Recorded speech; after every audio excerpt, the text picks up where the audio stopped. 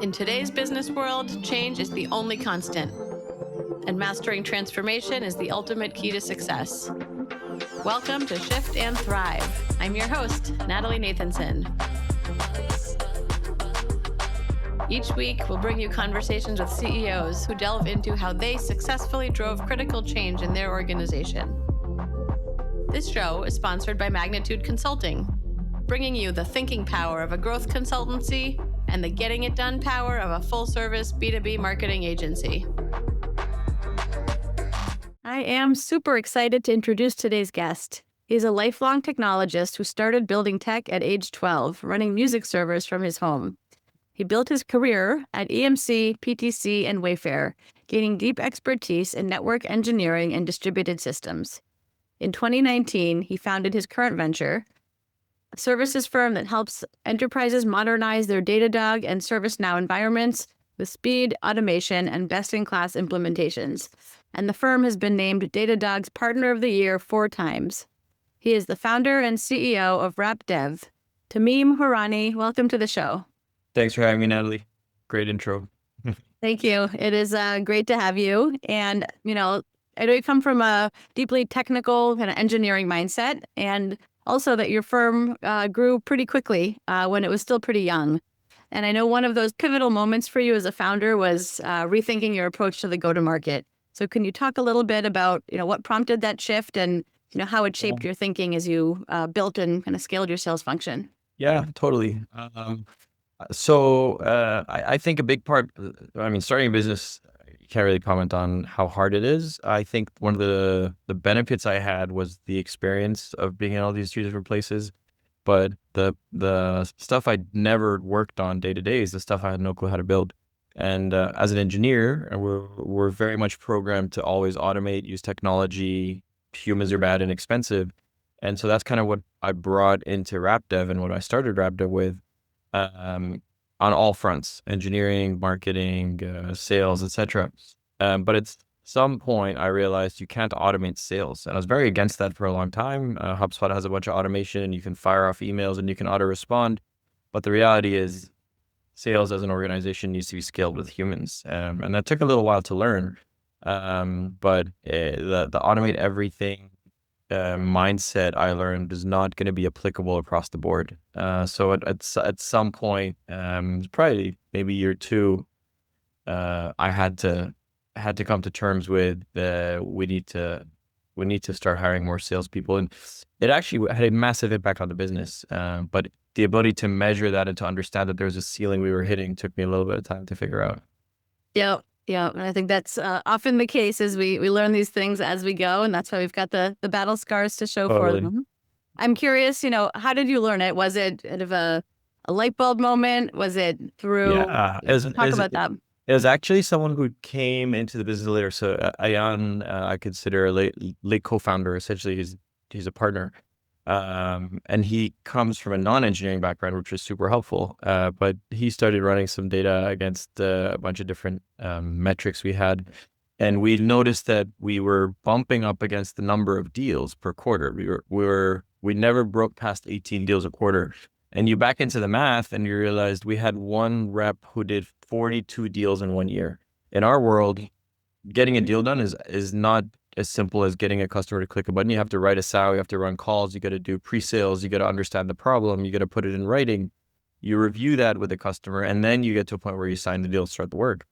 And doing that 42 times a year is a ton. And that's why it's like, okay, you can automate a certain amount, but you're not going to get past scoping and pre-sales and writing SOWs. And that's why we kept bumping up against that 18 deals per quarter number. And when you see it so clearly, it's obvious. But when you don't see it, and my personal bias of coming from an engineering background, it's not obvious. And so Ayan was a huge part of that was the first oh shit, there's a lot of stuff we got to change. I just haven't done it in my life, in my career. But that was one of the first ones that became very obvious. And I think last quarter we're bumping against 18. Last quarter we just broke 60, 70 deals a quarter. And that's people. You need people. Yeah, for sure. I was talking to someone recently, a serial entrepreneur, and he's kind of more in the kind of VC funded tech startup world, but he was talking about the the founder selling and just, how Yep. critical and beneficial that is to an organization, but like how do you bottle that up and then train your sales team and support them Yeah. in a way. And I'm curious if there are any things that you found worked best for you as your right, as a services firm. It is highly consultative and different implementations Yeah. look different. But you got to be there, right? It's different than software, but you got to be on the front lines with your people. At the end of the day, my job is to help everyone understand the value RapDev brings. My job is not to write code. I don't write code anymore, and it's probably good for RapDev and for the customers. But my job is not to do marketing. My job is not to do finance and send invoices. My job is to be at the front with the sellers, helping customers understand what we do. And frankly, it's what I did for a career, right? So I'm trying to help customers do what I did, and for them to know that I was on their side at one point, for them to know that I was in their shoes, and that's why we're trying to solve this problem. That's frankly what I enjoy the most as well. But you have to be on the front lines. You can't hide HubSpot in a bunch of automated workflows. Right, right. Those are the additive to the core. Right. Sales is not engineering. I've come to terms with that. So sorry to all the sales guys out there who I told I could automate with HubSpot Plus. It's not going to happen. I have a question for you around this kind of automate everything mindset, because I do feel like the world, there's been obviously automation is not new, Yeah. but the world that we're entering with kind of AI and kind of the newer things that are being enabled will require many more firms to automate more than Yep. you maybe have in years past. How do you work with organizations that are maybe kind of newer to this, where it's not really kind of in their ethos, and really help them think about kind of that automation mindset and kind of build that muscle? I would be shocked if there are organizations out there that are not doing any automation at all. I think we might all be doing it in indirect ways that might not be labeled as automation, but it could be like very simple things like autoresponders. It could be things like, it doesn't have to be heavy integrations between systems or using tools dedicated to automation. I think what's more interesting is how is AI going to layer on top of automation? And I think we're learning that AI can be very confidently wrong. And when to know if it's wrong and what to use it for, I think is natural. And most of us are using AI as a search engine or started using it as a search engine. But the reality is you could use it for a lot more, and you should be using it for a lot more, probably more so than a search engine. And we use it for things like, hey, running analysis, give it some data, structure a certain way, compare sources of data from different tools. But I think AI makes it infinitely simpler by form of chat prompts. All you gotta do is ask it a question. You no longer have to be a developer, or you don't have to be an expert in HubSpot or an expert in ServiceNow or an expert in any tool. You simply need to know how to ask a question and provide the data, and know that these prompts, ChatGPT and others, can respond in a human-like manner. I think that makes it a lot easier for companies to adopt and really start doing more automation, right? Even if it's just automation, but you're doing it through the proxy of AI. I was talking to someone recently, also kind of in the automation space, and they were kind of very impressed with a law firm that had been maybe not so leading edge with that. They were really like leapfrogging like a lot of their peer organizations by really looking differently and fundamentally differently at their business. And I'm curious with the types of customers that you work with. Are they generally kind of coming to you with kind of here the kind of AI projects and initiatives we want to pursue, or are you finding yourself like needing to advise them, kind of lead them there more than you would have in years past? Nobody's really coming for AI projects. I think is the way of thinking, right? You have to think AI first. So whatever the problem you're trying to solve for a customer, can it be or how much of the problem or how much more efficient can I be using AI to solve the problem? There are obviously firms out there that are doing AI specific work, but I think it's a big mistake to say it's almost like picking the tool before you figure out what the problem is, or what the problem you're trying to solve. You don't just want to go out there and pick an AI tool before you understand what is the challenge, or what's the outcome you're looking for.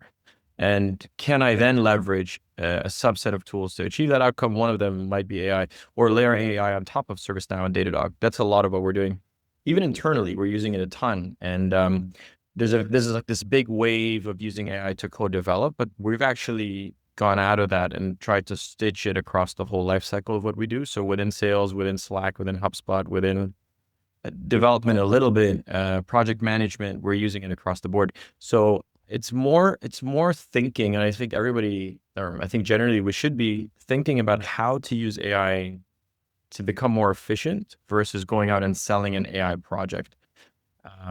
That's a much harder problem to solve. And frankly, it's just using AI because you want to, not because you need to. It's better to understand what you're solving and then figure out if you can use AI to make it better. Right. And you mentioned, the talking across the team or using it across the team for different components of the business. Yeah. Has there been kind of a change management component that you've had to navigate internally, or would you say, given what you do, like, has this come fairly naturally across the business? It's a very engineering culture at RapDev, and we're pretty small. We're not huge. We're 130, 140 people.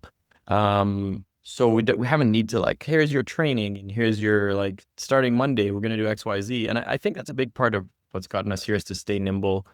We haven't needed like formal OCM or change management, like workflows or trainings or calls or flyers, right? Put a flyer in the kitchen. We're just not that big, which has been good because it allows us to stay nimble and kind of change things as we need to. But it's very natural. I think a big part of what we do is we really lean on Slack for everything within the organization. So regardless of what tools you're using, they feed into Slack. All communication happens through Slack. All interaction with third-party tools goes through Slack. So all we had to do is weave it into Slack, and we call it Clippy at RapDev as kind of a spin on the old school Microsoft Clippy. But Clippy is part of Slack, so you talk to Clippy, interact with Clippy. But no, there hasn't been much of an adoption curve or a learning curve, if you will. Yeah. I'd love to hear maybe a bit more about you as the leader and your leadership style. Can you talk a little bit about how you describe your leadership style and what's shaped that for you over the years? Yeah. I think the most important thing for me that I value the most is transparency as a leader.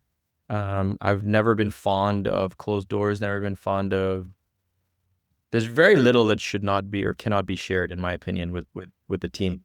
And I learned a lot of that at Wayfair, along with velocity, speed. A lot of times, I worked at different companies before, as you mentioned, EMC, PTC. I think it's very common to fall into that loop of being careful, being bureaucratic, requiring approvals, seeking sign-off. And that really slows down momentum. And I think one of the best things I learned at Wayfair is momentum. Momentum is what drives everything. And you won't never want to give up or reduce momentum at any cost. And a lot of the fuck it, ship it mentality came from that. A lot of the move fast and break things. I remember talking to the founder once, the co-founder, I should say, Steve Conine, about migrating a data center. And we put a plan in front of him and said, hey, this is going to be 6 months. We're going to be out of the data center. We're going to be in GCP. And he turned around and said, why isn't it going to take us a month? Why is it going to take 6 months? And so I was like, well, it's just risk. And the website might go down and customers might be unhappy. And he says, fine. If the website goes down for 10 minutes, they'll come back and buy their couches anyway. So I'm okay with that. And to hear that from a founder who is responsible for a public company was very eye-opening, right? It's like, wow, like the risk tolerance here is not anything I've ever seen before. But the reality is, what's the impact? Who cares if we break something? Who cares if we trip over? Who cares? We're not a hospital, right? We're not a bank. So we have the ability to take that risk tolerance. And that's really been a huge part of what we do at RapDev. So a combination of moving fast, fuck it, ship it, and transparency, for me, are extremely, extremely important. And I think those two things will be two that I take with me anywhere I go. But transparency is also a huge part of it. Yeah. I think that's such an interesting point about the risk tolerance. And as you were sharing that, the Wayfair example, I thought of a webinar that I had put on in first few years of my career. I was at Forrester Research, and I think sent an email to the wrong person or something, and I was just horrified and mortified. And my boss, I'll never forget it. She was like, nobody lives or dies on our watch. We're an advisory firm. This is a marketing function.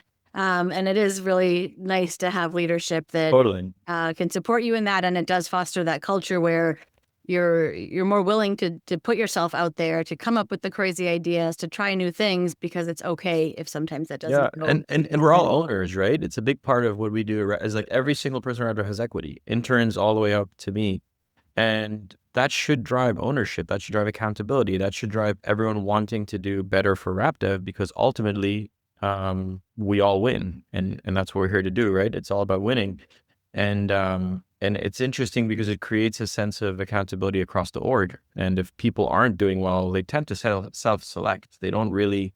It's very, very few times we have to let people go. People that just don't feel like they belong in a culture of accountability and velocity and speed, just don't end up making it here. And there's nothing wrong with that, right? As a small startup, you're looking for the grit and the tenacity. You're not looking for people that just want to kind of mail it in for the next 5 years and retire. So it does create a really good culture of accountability, but ownership both as a mindset and financial ownership in the business is super important. And that's also something I'll bring with me with any other company I would start. Mm-hmm. Can you talk about your structure? I know you do have kind of some employee ownership, at least in part. What's that structure, and was that in place from the start, or is that something you brought in? In place from the beginning. It's been part of day zero, day one. Everybody's got percentages. We don't have like a formal stock program. What we do is a transaction bonus. So essentially, it's super simple. There's no kind of legal craziness or like RSUs or 10b3s, I think they're called. Everybody's got a percentage of the cash at point of sale. So whenever we end up selling or selling a portion of RapDev, everybody shares a percentage of whatever proceeds or make their way over. And it's worked out pretty well, I would say. There's been, I mean, the timing of this podcast is very interesting. We're going through a round of raising from investors right now. And there's been a lot of chatter around the office. But one of the important things for me in the transparency is none of those meetings and none of those calls have happened behind closed doors. They've been at my desk. They've been investors in our office meeting openly. We've been talking to lawyers openly, and I think that's what builds the trust within RapDev is, hey, there's nothing to hide. When the time is right, we will share the decisions we make, but nobody will ever be surprised by a decision at RapDev. Yeah, I love that. I'm curious to hear if there have been any changes that you're either fearful of making or required a lot of courage to kind of push through and pull the trigger. Sure. There is a constant flow of those decisions. And I think anybody who starts a company will have to go through these. But one that comes to mind, and I always use it as a reference because it's kind of funny, is the first time we hired a sales engineer. His name is Josh, and he's still with us. Fantastic human. We've become very good friends over the years. But when we first started RapDev, there was a bunch of us that were pretty early on in our careers. So we weren't that expensive, quote unquote. Our salaries weren't too high. And then we got to a point where I needed a sales engineer that was really good. And we found Josh. And Josh's salary at the time was higher than the total amount of cash we had in the bank. I think he was like employee number 7 or 8. And it was like this huge decision I had to make. And I was really nervous because I knew we couldn't afford him, but I knew he'd be great. So that was memorably the largest or the hardest decision I've had to make. And I remember being very nervous about it. But the time we did hire Josh and he did join us, we literally had less than his full year's salary in the bank account. And I will always remember that story. And I might say it all the time and we laugh about it. But that's been one of the best decisions we've made at RapDev. Yeah, it's, hindsight's always 2020. How did you convince yourself at the time to do it? Do you remember what was that thought process? It was scale. It was, I've heard of Josh. We really hit it off. I knew he was really good at what he did, just given the community, the ServiceNow space. We all know each other. And a lot of it is, I think a lot of building a company, the success of building a company comes from not having a safety net and pushing your comfort zone and never getting comfortable. And I think that's always been something that has driven us to go faster and to do more. And that was exactly, that decision fits right into that box. If you stay comfortable and you're staying conservative, you're never going to grow. You're never going to push the boundaries. You're never going to in my opinion, get to these places.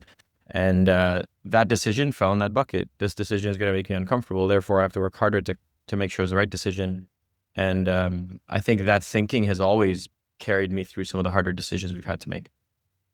Yeah.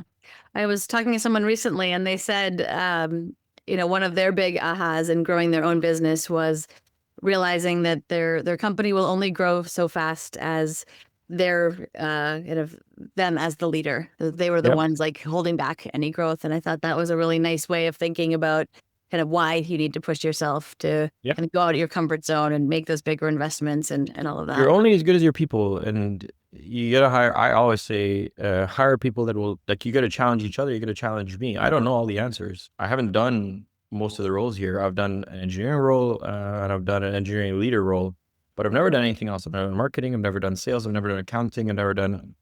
So if we can do something better, do it. That's why you're all owners. That's why you all got to get better at what you do and challenge each other and be comfortable challenging each other. Nobody's ever going to be upset or penalize you for challenging a decision. And that's been another big part of what's gotten us here, in my opinion. Tameem, I'd love to hear a bit more about the company. We've kind of touched on different facets, but a lot of the conversation on this podcast is around transformation. So can you talk about, from your client's perspective, like what kinds of transformations are they going through these days and how are you helping them? These days, being like the last 12 months, it's AI. They unfortunately, a lot of customers come to us and say, "Hey, what can you do with AI?" Which I think, like I said earlier, is not the right way to think about it. But there's themes of challenges that we've kind of come across over the past 6 years that we've started to leverage AI to solve. And a lot of that is turning into larger transformative type engagements or projects or that kind of trickle down to cost cutting, becoming more efficient, etc. Which at the end of the day are always going to be the reason challenges exist or projects exist. You're either helping a customer make more money or you're helping a customer save money, right? And if you're doing one of those two things, you're always going to be in business. If you're building cool stuff to build cool stuff that doesn't really have a material impact on your customer, you're not really going to make it. So if you're doing one of those two things, great. So how we accomplish these, there's been a lot of work in the way of AI. We've actually recently launched an agent called Arlo, who I should say Arlo's not a human, lives inside ServiceNow instances or inside customers' instances, and all Arlo is doing is try to clean up and try to support the way customers use ServiceNow. And sure, it is using AI, but it's actually solving business problems. It's solving challenges that we know most of our customers have that have been historically solved with humans. What's important is it's not doing things like summarizing an email or summarizing a block of text. I think that's a very overused case for AI. I don't think that's really transforming anything. And I don't like everybody's doing that. What we're really trying to do is how do we troubleshoot faster? How do we identify major incidents faster using Datadog? How do we maintain a clean, healthy ServiceNow instance? Those are the kinds of things that help customers reduce cost and optimize. Or generate more revenue on the Datadog side. But there's a lot we're doing in the way of Arlo with ServiceNow that has been a very interesting theme, I'd say, in the last 12 months. Mm-hmm. And who's bringing those conversations forth? We talked earlier about sales. Like, is it kind of sales engineering, or is it more on in other parts of the business?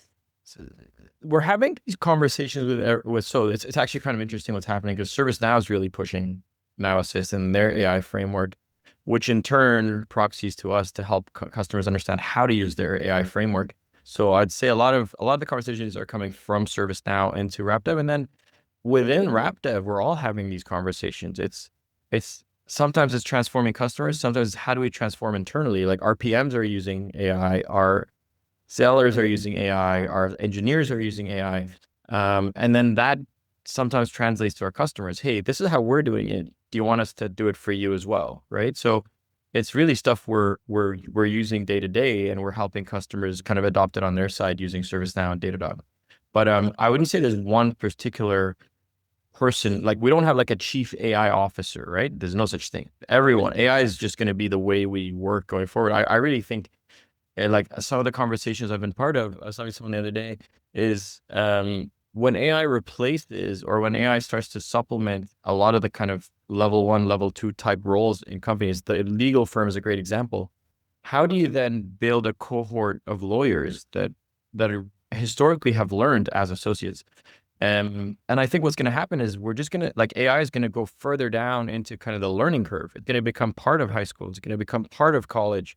It's going to become part of the curriculum of how we operate, just like Google is, right? Just like search and the internet became part of that. And what's also scary is I heard a story the other day about somebody that made a comp sci final class take their class on a piece of paper because they didn't want them to cheat using AI. And it's like mind blowing. That's the opposite of what we should be doing. So I think like we don't have, AI is not a role at RapDev. AI is a way of working. It's like email. It's like chat. AI will exist and it'll be a tool that everybody's going to learn to use. And that's why I say there's not one person selling AI to customers or talking to customers about AI. It's all of us just kind of brainstorming and thinking of ways to use it. Yeah. I think that example around kind of AI and education is going to be a very interesting one. I think all of us as parents, right, are navigating it in our own kind of work and careers, but like very much with an eye towards that future use. And it's very interesting to see kind of the teachers that are kind of embracing it. It And has to. kind of, yeah, you have to, but there's still a good amount of pushback, and I think that change management just permeates like everywhere in society. Yep. It's going to be, I think it's going to be very interesting 3 years from now. Agreed. Hey, this is Natalie, your Shift and Thrive host. After chatting with lots of CEOs, one thing is crystal clear. Leveling up your company means having a killer go-to-market strategy. That's what my crew at Magnitude Consulting does every day. If you're trying to step up your marketing game, whether it's strategizing, accelerating your pipeline, expanding into new markets, or getting into AI and automation, let's talk. No pitch, no pressure, just good conversation. Visit shiftandthrivepodcast.com/Natalie to schedule a time. Can't wait to connect. I'd love to switch gears a bit and hear a little bit more about you in your background. So can you tell me a little bit about your childhood? Who were you as a child, Sure. and how did that help shape who you became? Yeah, happy to. How far back do you want to go? We can go family history. My family, I grew up in the Middle East. I grew up on a small island named Bahrain. Most people haven't heard of it. It's about 1 million people total population. That's where I was born. That's where I grew up. My family immigrated there from Palestine in the late 40s and 50s. I was born in the late 80s, and then at 2006 moved. I've always had an interest in technology. When I was young, I remember we used to pick apart Xboxes and hardwire them to not have to buy games. We could download games, and I started a website doing that. I had a website, like you said earlier, hosting music. There's a whole Napster wave, and you could download all the English music, all the Shaggy and 50 Cent, but you couldn't download Arabic music because it hadn't caught on yet. So I was kind of trying to push that stuff out there.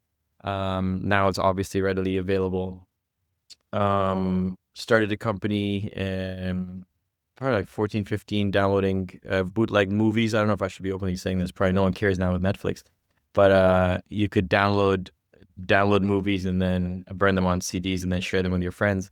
So there's a lot of kind of tech. I've always been very interested in technology, and that's carried through, right? So when I went to college in Boston in 2006, I went to school for computer engineering at Wentworth, which is a very small school. And I've also learned when you tell people you went to school in Boston, that means you're fishing for them to ask you where you went. So you could say Harvard or MIT. But I did not go to Harvard or MIT. But moving to Boston for school, I think, was a very big advantage for me personally. I think the US, there's no country in the world that presents you the opportunity that America does as a founder. And I say that all the time. And I always tell people that have come here from all over the world, if you work hard, and you will be presented with an opportunity in America. And that is an extremely important advantage founders have. And that's why a lot of us come here from all over the world, is for that opportunity. So when I did come to the US, that kind of hit me in the face. I was supposed to come here for college for 4 years and go home. But having seen that and living it, it was very clear to me that I wanted to stay here, and I did. And I ended up getting a job. When you graduate as a student, as an international student, you have 90 days to get a job. Otherwise, your visa expires and you got to go home. So I had to find a job. I ended up getting my job at EMC and spending 5 years there till I got my green card. But it was a hard conversation with my father at the time because he wanted me to move home and I wanted to stay here. And I think that's kind of a natural progression of anyone leaving their home. But I think moving to the US and my parents helping me move to the US is one of the most fortunate opportunities I've had in my life. And the RapDev would definitely not exist if that hadn't happened. But that's the TLDR, the 3-minute version of how I ended up here. Yeah, I love hearing kind of people's stories. Everyone has such a unique background. And it does sound like you really had that kind of entrepreneurial drive from a young age, but then worked for big companies for a while. How did you make the decision to start your own firm when you started RapDev? Yeah, I think I would be at a huge disadvantage if I had not worked at the bigger companies prior. And I was lucky my first job was at the largest company. It was like 150,000 people. My second job was at a smaller company. It was like 5,000 people. And then my third job, when I joined Wayfair, I think we're like 1,500 people. And I really think that all of those 3 jobs played very unique roles in my ability to, or in my ability to make them relevant to RapDev. When did I decide to start RapDev, or why? I was at Wayfair. We were solving problems using ServiceNow and Datadog. And then when I'd go to conferences and talk about them, there was a lot of interest from customers. Hey, how'd you do it? And we were really curious. We'd love to do the same. And after 3 or 4 times, it became clear that the larger, slower, more bureaucratic companies were very interested in doing what we were doing at Wayfair. And that's when I went to my wife and said, hey, if we're going to do this, now's the time. She had a Mac Daddy job at Converse. She was kicking ass, making enough money to support both of us, which then allowed me to take that risk. And I think if I tried to do it while I had a job, I would never have taken it seriously. You have to lose the background. You have to lose the safety net. You have to know that there's no other options. And that's really what forced me to keep running at it until it worked. But when we decided to make that decision, again, I was very lucky that Wayfair was supportive. And I've said this multiple times on other podcasts as well. Transparency, right? I went to my boss at the time and I said, listen, I want to leave. I want to start a company. I'm in no way competing with what you guys are doing, and I'm not in a rush. So let me know what you want to do. I can leave today, or I can leave in 6 months. And I think the transparency around that was extremely, it was just such a huge pivotal moment in the way I think about these relationships and work relationships. And it's very different from how you're kind of taught, right? You're always taught to be secretive and to not share anything with your employers and to not be transparent because your employers don't care about you. But the reality is we're all humans. And at the end of the day, if you do what you believe is right, the human on the other side will very likely react the same way. So they actually asked me to stay on for 6 months, find a replacement. And during that 6 months, they had no problems with me trying to get RapDev off the ground, which I cannot imagine ever having that opportunity working somewhere else again. But that really speaks to the culture at Wayfair and a lot of kind of how I'm trying to build the culture here at RapDev. So I stayed on for 6 months, hired my replacement, great guy, left Wayfair, and Wayfair was our second customer at RapDev, which is another super cool thing, right? Not just were they flexible, but they were supportive. Today, I think there's like probably 10 or 15 people at RapDev that were from Wayfair, that work with me at Wayfair that moved here. But dude, transparency is just such a game changer. And I know there's some hesitation sometimes and there's some like ambiguity, but it will never, ever fail you. As long as you're transparent on both sides, there will always be a solution to everything you're trying to solve. And I really encourage that. Yeah, I think like in your examples, you can see it, right? Like it works better, right? Because you're treating humans kind of, it's like the relationships are between 2 people at the end of the day. It also just feels better, right? So going around and feeling like you're being secretive, and that doesn't feel good to anyone. That's it. The only two things that I say, and we're a big Slack culture, and I say get out of DMs, get out of DMs, keep it transparent. People can learn, people can search, but the only two things are personal matters and comp. Everything else, and even comp, all our comp bands are public knowledge. They're on Notion. They're on our listings. People know what the ranges are for the roles they're applying for. That's even like we don't hide that. Yeah. Curious to ask you a more introspective question as we near the end of our time. And that is, knowing what you know now, what advice would you give your younger self in your first ever leadership role? Good question. I would say as a younger human, as a younger engineer, as a younger employee, as a younger whatever professional, probably less professional now than I was back then. But I was very blunt and very direct, and there's a lot of there's a lot of ego about winning and about being right. And I know I ruffled a lot of feathers doing that. Ironically, a lot of the people I did upset are now customers of ours at RapDev. While I was at EMC, it was very much my way or the highway. I did whatever I had to get my job done versus kind of following the channels. And look, to a certain extent, that helped. Like that is the reason I have been able to kind of push through a lot of what I do today. But I was definitely rough around the edges, and it was unnecessary. And it was very egotistic. And I think reflecting on that today, uh, it's good that I can openly talk and laugh about it with some of the people I upset that are customers now. But we look back at those moments, and Paul DiVittorio is at BCG, and he's one of our customers at RapDev. And Paul DiVittorio was also my boss's boss at EMC. And I remember a time where we had to run Zabbix, this open source monitoring platform, and they wouldn't give us the right servers in the data center or something. I don't know what it was. So I went to my boss and I said, hey, give me your company card. I need to buy 2 servers and put them under the desk. And he said, sure, go for it. We got to solve a problem. I can't remember. I think it's something like users could connect to VPN or something silly like that. So I did that, put it under my desk, and then a couple of weeks later Paul found out and said, you can't do that. The server needs to live in the data center. It can't live under your desk. And my response was actually, well, you don't know what you're doing. You wouldn't give me what I needed. I got to do my job, get out of my way. And we ultimately ended up putting them in the data center. But now reflecting back, that was pretty stupid. I didn't need to do that, and I didn't need to be so contentious. But I learned a lot, right? And I think being able to think back to that and reflect on it, and Paul being the nice, humble, non-confrontational person he is, was able to kind of laugh at me and move on. Now we go back and laugh about that moment. But there's a lot of times when I was younger, there's a similar event with Steve Christensen, who was running security. I was very hard-headed about something we were trying to do, and ended up doing it behind his back, which was stupid and unnecessary. But I think I could have been a little softer while I was younger, and I think it would have done me a lot of good.